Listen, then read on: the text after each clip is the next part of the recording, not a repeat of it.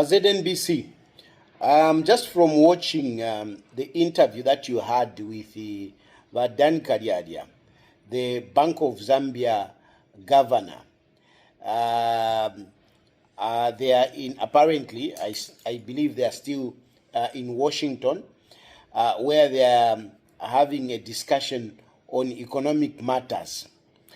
The interview, I must congratulate you, was very nice. It was very good. You asked very good questions to Dr. Kalyalya. However, I am not happy that you cut him when he was explaining very important issues. Very, very important issues that he was explaining. But you had to cut him. I don't care what other programs you had lined up, but that was more important than any other thing that you would have brought up after Kalyalya. When he comes back, invite Kalyalya, let him go on that Sunday interview so that he can explain further, because you cut him. You cut him. I was very upset. I'm like, this is very important. Why cut him? So when he comes, make sure you invite him for a program. But anyway, for those that may be wondering what I'm talking about, let me attach the interview here. I'm going to attach the interview so that Mutambe, but of course the interview, if you pote but the interview was very good.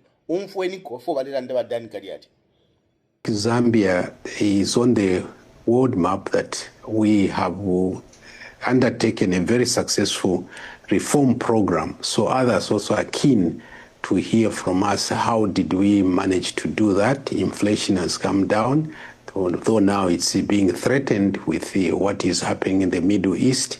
But we must also remember that even with these challenges that we are facing, we are on a better footing than was previously the case.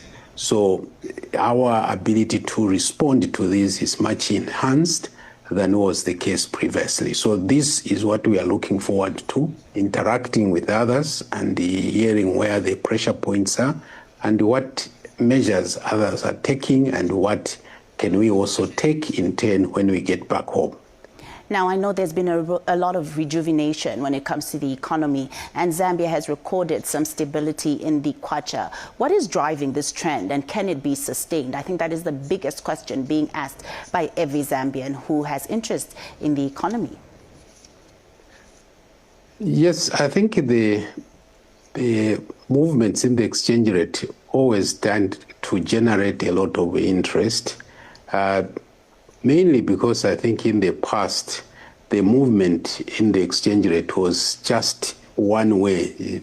In other words, people were always expecting that the exchange rate was going to depreciate. But you recall that last year, compared to 2024, the exchange rate appreciated very, very strongly. Whereas in 2024, the kwacha depreciated about 11%. But in 2025, it appreciated by 17%. So those are big changes that have occurred. But then what was driving that? Firstly, I think more broadly, is the reform measures that were being undertaken.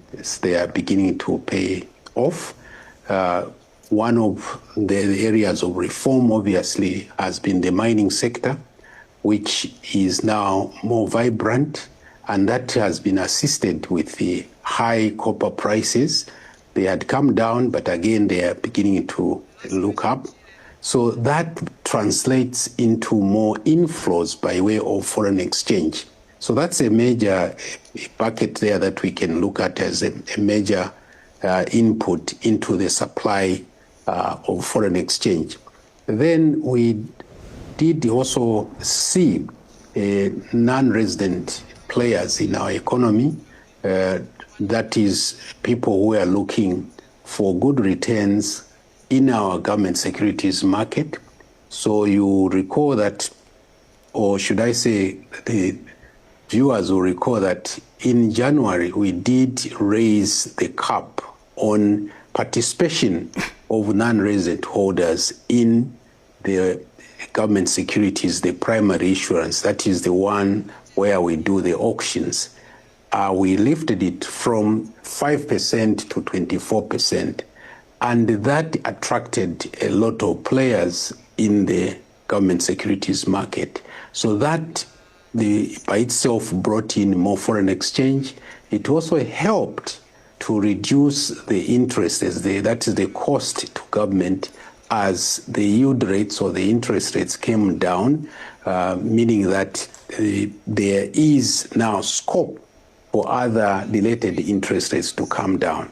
So then you had the upgrades which were done, arising from the fact that the debt restructuring had reached a very advanced stage. So we had the rating agencies upgrade, moving us out of default. You know, the label we had been carrying of that the first country under COVID to default is not a very good label to carry. But thankfully, last year this was lifted, and that opened the way for us to be visible as a positive destination for investment. So then there are other administrative reforms that we took, structural reforms rather, which we took in the foreign exchange market. You recall that we were asking people not to negotiate for smaller transactions, were smaller in relation to the size of the market. So we started with 1 million. If you are trading in $1 million, we said, no, you shouldn't negotiate. Because what was happening is that with sizes of that nature, it was pushing the exchange rate. So this is what we try to help stabilize the exchange rate by not everyone engaging in negotiating when there are board rates. The board rates is when you go to a bank, you will find that on the screen now, they will show you what the rates are. But people are trying to negotiate around those. So we put a stop to that.